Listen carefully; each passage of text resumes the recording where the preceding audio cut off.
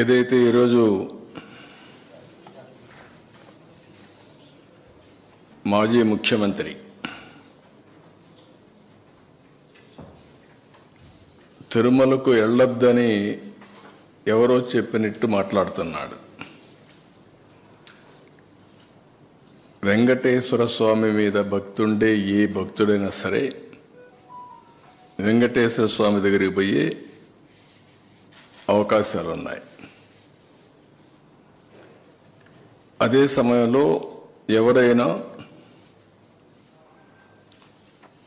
వేరే మతాలకు సంబంధించిన వ్యక్తులుంటే అక్కడ కొన్ని సాంప్రదాయాలు ఉన్నాయి. ఆ సాంప్రదాయాల్ని గౌరవించాలి. ఇది చాలా టెంపుల్స్లో ఉండే ఆనవాయితీ. ఇక్కడ ఎవ్వరు కూడా ఆయన పోవద్దని చెప్పలేదు. ర్యాలీలు జన సమీకరణలు చేయొద్దని చెప్పాం. ఇటీవల తిరుమల తిరుపతి దేవస్థానంలో జరిగినటువంటి పరిణామాల వల్ల భక్తుల మనోభావాలు దెబ్బతిన్నాయి. ఎప్పుడైతే భక్తుల మనోభావాలు దెబ్బతిన్నాయో భక్తులందరూ కూడా ఆందోళనలో ఉన్నారు. ఆందోళన ఉన్నప్పుడు భక్తులందరూ కలిసి ఒక పక్క ఆర్గనైజేషన్ చేసి రాజకీయ పార్టీ ఈయన పోయినప్పుడు కొన్ని వేల మందిని మేము కూడా మొబిలైజ్ చేస్తామని లోకల్గా ఇన్ఫర్మేషన్ ఇచ్చారు. ఆటోమేటిక్గా ఎలాంటి అవాంఛనీయ సంఘటనలు జరగకూడదనే ఉద్దేశంతో అక్కడ యాక్ట్ ఆఫ్ 30 అంటే 10 మంది గుమ్ము కూడకూడదని తీసుకొచ్చారు. అయితే ఇప్పుడు ఆయన మాట్లాడేది చూస్తే ఆయనకి ఏ సాకులు ఉన్నాయో నాకు తెలియదు పోకుండా ఉండడానికి. కానీ ఆయన ఏదో నిలిపేశారు, నోటీసులు ఇచ్చారని మాట్లాడుతున్నారు. Can you show any notice? నేను స్ట్రైట్గా అడుగుతాను, నీకు నోటీసులు ఏమైనా ఇచ్చారా? నిన్ను వెళ్ళవద్దని ఎవరన్నా చెప్పారా? ఇస్తే చూపేయండి మీడియాకి. ఎందుకు అబద్ధాలు ప్రచారం చేస్తూ ప్రజల్ని మభ్యపెడుతూ ఇష్టానుసారంగా ప్రవర్తించడం ఇది సబబు కాదని. ఎందుకంటే ప్రజా జీవితంలో ఉండే మనందరం కొన్ని సాంప్రదాయాలు, సమాజంలో ఏ మతానికైనా కొన్ని సాంప్రదాయాలు ఉంటాయి, ఆచారాలు ఉంటాయి.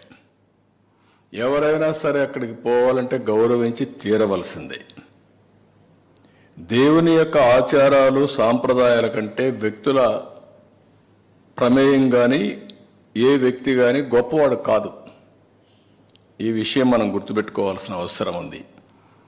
దేవుడి ఆచారాలని భక్తుల మనోభావాలను ప్రశ్నించేలా, ధిక్కరించేలాగా ఎవరూ ప్రవర్తించకూడదు. ఇప్పుడు కలియుగ వైకుంఠమైన తిరుమల వెంకటేశ్వర స్వామి హిందువులకి అతిపెద్ద పుణ్యక్షేత్రం. అది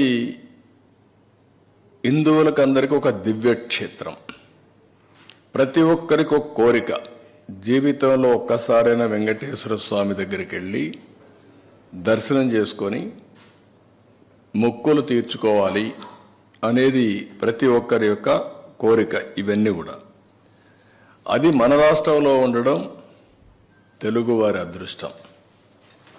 అలాంటి భక్తులు అత్యంత పవిత్రంగా భావించే ఈ క్షేత్ర పవిత్రను కాపాడవలసిన బాధ్యత ప్రతి ఒక్కరిపైన ఉంది.